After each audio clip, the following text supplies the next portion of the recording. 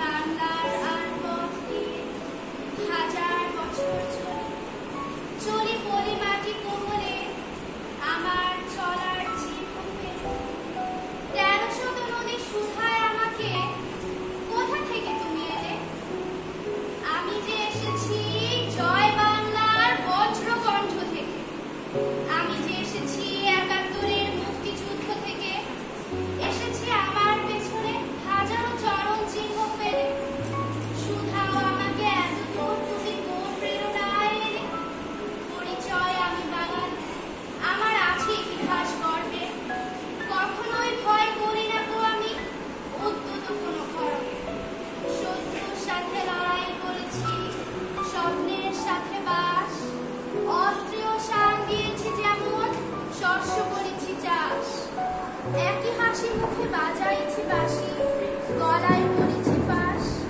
আপোষ করিনি কখনোই আমি এইগুলো ইতিহাস। আসসালামু আলাইকুম।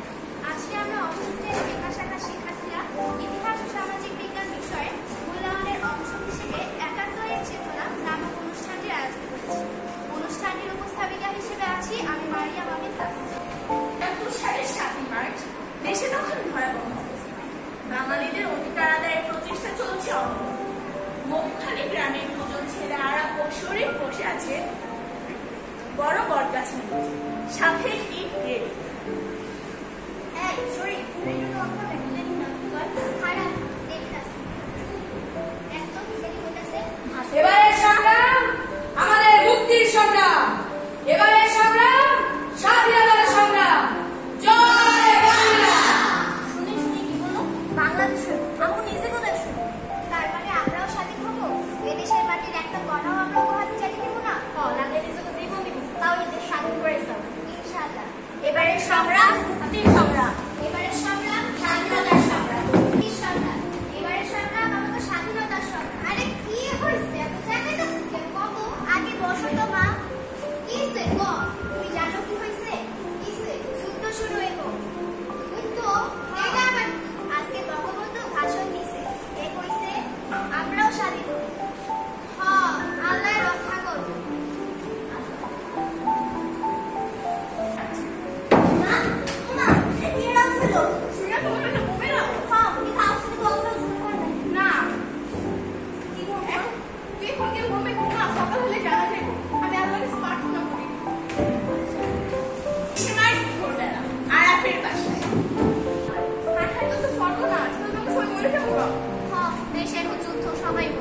আচ্ছা চাচি আমি আজকে বাড়িতে যাই, পরে আমরা খবর পাই।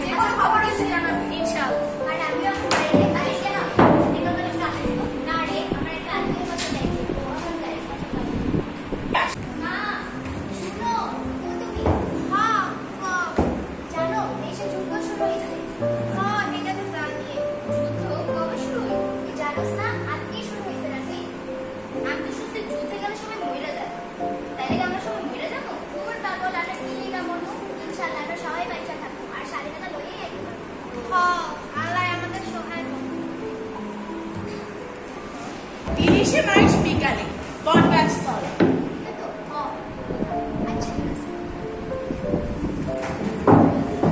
শরীফের বাড়ি। মা একটা কথা কই হ্যাঁ কইয়া ফেল হ্যাঁ তাড়াতাড়ি কইয়া ফেল মা শুনুন আমি যুদ্ধে যাই কি কইছি যুদ্ধে যাই আর যা কিছু হোক না কেন আমি তোর যুদ্ধে যাইতে দিব কেন মা বাংলাদেশ না শুনো বাংলাদেশ তো আমাদের স্বপ্ন এর তো স্বাধীন করতেই হইবে কবে যাইবে জানি না প্রস্তুত থাকতে বলছি কাল বাদে যাইব আরাম চাইবো আর একটা বড় ভাই চাইবো আচ্ছা বাচ্চা যাই যে একটা খবর দিস আর আবার অবশ্যই ফিরে আসবি সত্যি হয় না আচ্ছা মা শরীফ ও রাফি রাতে বসে গল্প করছে। জানিস তারপর কি হয়েছে ওই ঘটনাটা ওই গেছে যাইবো ভাইয়া তুই কেমন জানি দরজা রাত থেকে খুলছে ও আচ্ছা আমি তো ভাবছি মা খুলছে না যুদ্ধে গেলে তো কেউ ফিরা হয় তার মানে কি তুমিও আর ফিরাইবা না দূর পাগল কেন ফিরাবো না ইনশাআল্লাহ ফিরাবো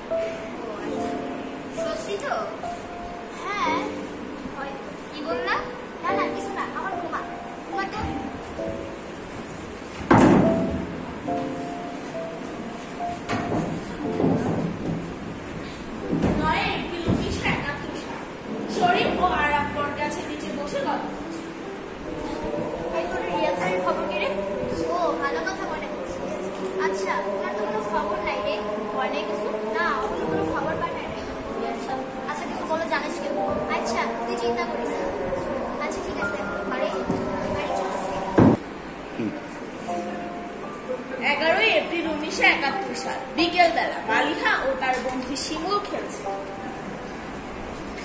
এটা শরীফ ভাই না, দাঁড়াদাঁড়ি কথা। আরে কই যা? আরে দাঁড়া, আরে দাঁড়া ভাই, ও শরীফ ভাই। কি রে মালা, কি অবস্থা? আমার অবস্থা তো ভালো। শুনলাম তুমি নাকি ঘুরতে যাইতাছো। হ্যাঁ, তুই কেন যাই? আরে জানস। আরে বস না, জানছি। আরে বল তুই। আসলে চাচি। ও আচ্ছা। আচ্ছা শোন, এটা কিন্তু পাগল হবে না, একেবারে গোপন রাখ। আমি তোকে বিশ্বাস দিতে পারবো না, কাউরে। দেখেছি, ঠিক আছে। আচ্ছা যাই। শরীফ ভাই, তা তুমি কবে আইবা? আমি দেখি দেশ স্বাধীন করে আসলাম। ইনশাআল্লাহ। আল্লাহ হাফেজ। জীবন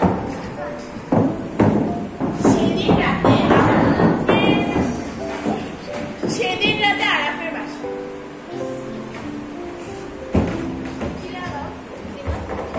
কি হয়েছে? এবারে বল, কিছুদিন ধরে আমার সাথে কথা বলছ না ভালো করে। না না না, ও কিছু না। আরাফ, তোর বাবার চিঠি এসেছে। বাবার চিঠি? হ্যাঁ, কি লিখছে বাবা? কইছে ওরা সব ঠিক আছে, আর আমার দেশের পরিস্থিতি আরো খারাপ হতে পারে। কইছে আমাদের ভালো করে থাকতে। আচ্ছা আমি ঘরে যাই।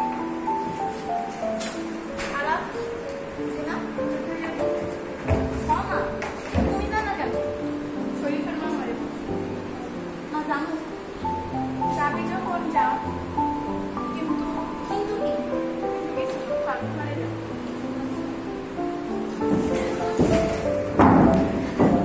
13ই এপ্রিল 1971 সাল গ্রামের নদীর তীরে আরাফ ও শরীফের সাথে কথা।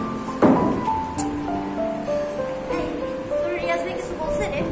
হ্যাঁ, উনি বলছে প্রস্তুত থাকার জন্য, মানে আজকেই যাবে। আজকেই যাই? না না, ভোরে, হ্যাঁ হ্যাঁ ভোরে বলছি। ও আচ্ছা, তুই যাওয়ার সময় আমার লয়ে যাইস তো এখনই যা। আচ্ছা তুই ডাক দিন হয়তো পারি। আচ্ছা তুই কিন্তু সব গোছাই রাখবি অবশ্যই। আচ্ছা ঠিক আছে, আমি যাই।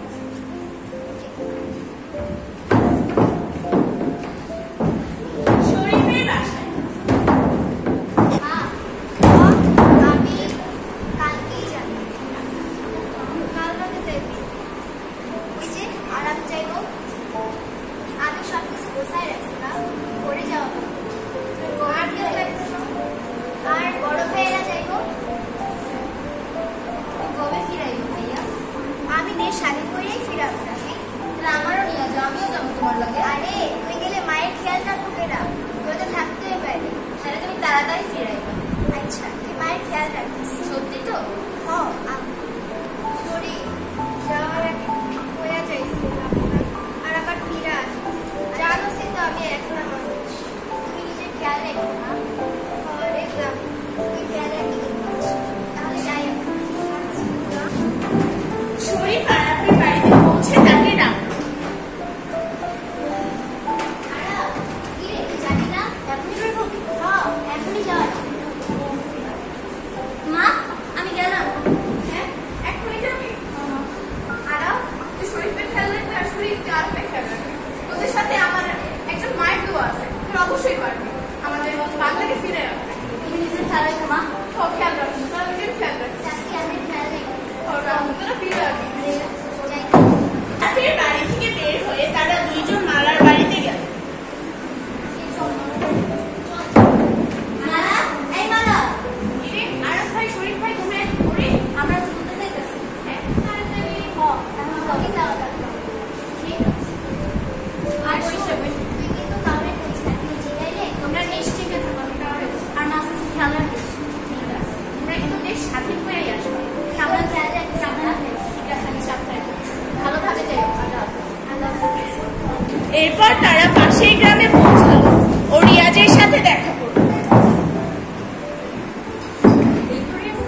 আরে বস, তুই আমার রিয়াজ। এসে গেছো? তো তার জন্য রওনা হই। কোনো প্রেজেন্ট নেই। আমার পিছনে পিছনে আসো তোমরা। কিছুক্ষণ পর তারা একটি নদীর ধারে পৌঁছালো। সেখানে এক ভিখারির সাথে রিয়াজ কথা বলতে লাগলো। কি খবর? কি খবর তো আছে।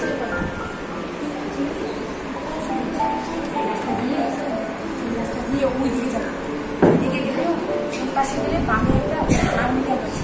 আপনারা যাবেন, সন্দেহ বাসা তো আপনি মনে মনে আমার সাবধানে আর ছোট সম্পর্ক পাঠিয়ে যাবো। আপনি যাবেন না? আমি যাবো পরে এটা বাড়ি নিয়ে যেতে হবে। বাঘ বাহিনীর আপনার ধরে লয় দিব না? সমস্যা আমার চিন্তা। তাহলে ভালো থেকে তারা ভিখারিটি দেখানো পথে হাঁটতে লাগলো। আরে উনি একজন গোয়েন্দা। গোয়েন্দা? হ্যাঁ, উনি এখানে ঢুকা পাকিস্তানের খবর আমাদের উনি তো নিরাপদ রাস্তা বলে দিন। চলো আমার পিছে। 29 এপ্রিল 1971 সাল আরাফের মা এসেছে শরীফের বাসায়।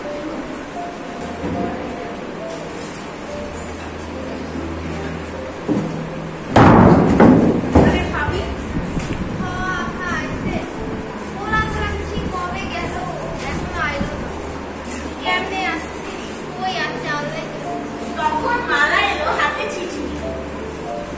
চাচি, ও চাচি, শরীফ ভাইয়ের চিঠি আসছে। ওই শরীফের চিঠি? কি বলছে? তাড়াতাড়ি বল। প্রিয় মা, কেমন আছেন? আশা করি ভালোই আছেন। আমরা ভালো আছি। আমি আমার গন্তব্যে পৌঁছে গেছি। জানো মা, এখানকার পরিবেশটা না পুরাই আলাদা। চারদিকে রক্তের ছড়াছড়ি, আগুন জ্বলতেছে। না না, সে আগুন না, প্রতিবাদের আগুন। মা, এখানে আমি ছাড়াও না অনেকে আছে যারা দেশ স্বাধীন করতে চায়। এই দেশ এবার স্বাধীন হয়ে ফেলবে। দেশের যাতায়াত ব্যবস্থা ভালো না, হয়তো চিঠি পৌঁছাইতে দেরি হবে। তুমি আমার চিন্তা করো না, আমি ভালো আছি। সাবধানে থেকো। ইনি তোমার জন্য। তাইলে আপনাগুলো ভালোই আছে। আলহামদুলিল্লাহ। তুমি তো ফিরাইলে খুশি হই আমরা। ওদের একটু শান্ত হলো চিঠিটা পড়ে। তাহলে চাচি, আমি এখন যাই খবর পাইনি করে। আমার খবর ঠিক আছে। 3 জুন 1971 সাল প্রতিদিনই মুক্তিযোদ্ধারা কোনো না কোনো মিলিটারি ক্যাম্পে হামলা চালাচ্ছে। সেদিন রাতে মুক্তিযোদ্ধাদের ক্যাম্প কমান্ডার মুনির পরবর্তী অ্যাকশন সম্পর্কে বাকিদের বলছি। আমরা আগামীকাল 3 জায়গায় একটি মিলিটারি ক্যাম্পে হামলা করব। কিন্তু ক্যাম্পে প্রথমে আমরা দুটি দলে ভাগ হবো এবং তারপরে মিলিটারি ক্যাম্পে আমরা হামলা করব। প্রথমে আমাদের দুটি দলে ভাগ হয়ে যেতে হবে। মুনির, আরাফ, শরীফ, রিয়াজ, আলামিন আর মুনির থেকে তোমরা এক দল। পাশের যে স্কুলটা আছে ওইখানে তোমরা হামলা করবে। রিয়াজ তার দলের নেতৃত্ব দিবে। আচ্ছা, ঠিক আছে। আর আরেক দলে থাকবো আমি জব্বার, জামাত আর শফিক। আমরা সবাই থাকবো আমাদের পাশের গ্রাম আছে ওইখানে আমরা হামলা করবো। ঠিক আছে? ঠিক আছে সবাই প্রস্তুত। স্কুলের মিলিটারি ক্যাম্পে রিয়াজদের দল হামলা চালায়, তবে পরিপূর্ণভাবে কাজটি সম্পন্ন হয় না। শুরু হয় দুই পক্ষের গোলাগুলি।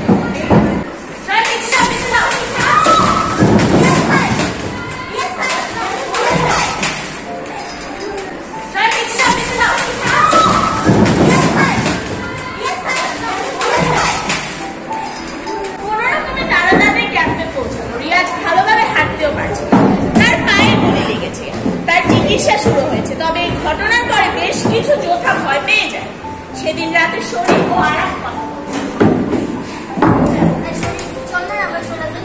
কেন রে? আমার অনেক ডর লাগতেছে, মায়ের অনেক আরে কিছু হইব না, আমরা স্বাধীন করেই আসছি। চল না রে। না রে, আমরা কেন যাবো? আজকে নাকি অনেকেই যায়, ওগুলো কিছু না যায়। না রে, যাইস না ভাই।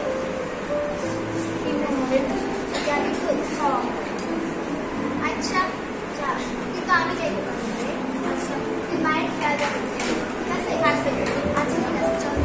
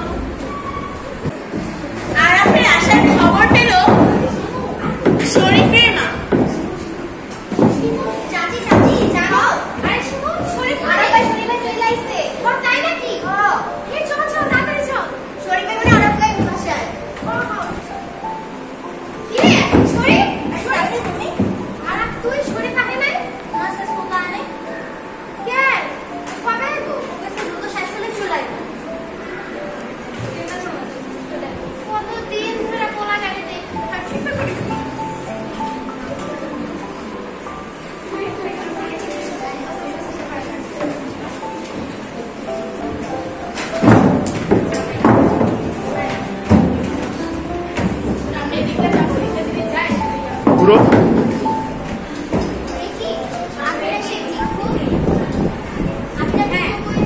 হ্যাঁ ঠিক ধরেছে, ইনি সেই ভিক্ষু গোয়েন্দা যিনি আমাদের এতগুলো আমরা যতগুলো অ্যাকশন করেছি ততগুলো সব তথ্য আমাকে এনে দিয়েছে। আমার কাছে আজকে আরো বড় একটা খবর আছে। কি খবর? আমাদের প্ল্যান সম্পর্কে মিলিয়ে জেনে গেছে। আমাদের সকল প্ল্যান ওদের কাছে চলে গেছে আকারের মাধ্যমে। সুতরাং আমাদের ছাত্রছাত্রীদের যে কোনো সময় হামলা আমাদের উপর আসছে। আমরা সবসময় প্রস্তুতের সম্মুখীন। কিন্তু আমাদের কাছে তো অস্ত্র নাই। আমাদের আগামীকাল নতুন অস্ত্র আসবে। আচ্ছা, আমাদের ছুটি যেতে হবে।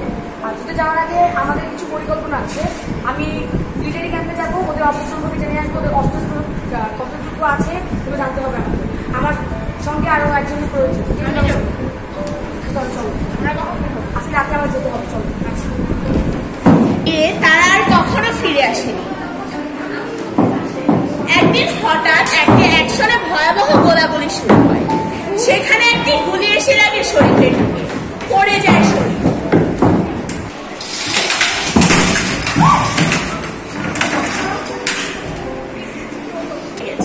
অনেকে আহত হয়েছে, এক দুইজন হয়তো মারাও গেছে। বেশ কয়েকটি দেহ পড়ে আছে নিচে, এর মধ্যে শরীফের মৃতদেহ এক।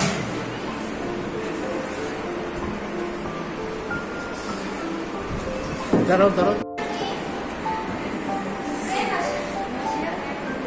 1971 সালের 16ই ডিসেম্বর এসে গেছে সেই বিজয়, যার জন্য অপেক্ষা করছিল সকলে। বেরিয়েছে বিজয় মিছিল। এরই একটি মিছিল যাচ্ছে গ্রামের মাঝে। জয় বাংলা, জয় বাংলা,